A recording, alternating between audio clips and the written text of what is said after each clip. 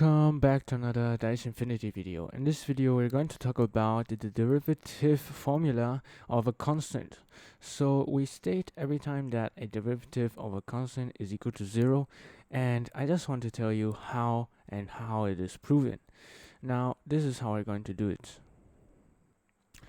Before we dive right in, we have to take in consideration the derivative formula definition. So we'll have f prime of x is equaling to the limit as h approaches 0 of f of x plus h minus f of x all over h.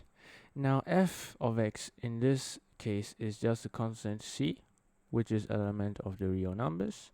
So we'll just take c and just put the c in the limit. So we just take the limit as h approaches 0 of c.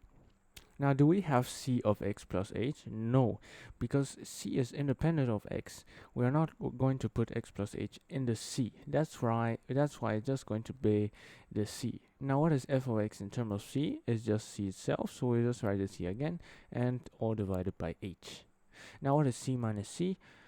Apple minus apple is just 0 apples, so we'll just have 0 over h, and 0 over any number is just equal to 0,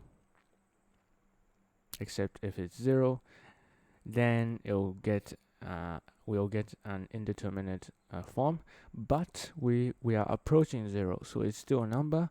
So it's still a number bigger than 0, so we'll just have 0 over 0 plus.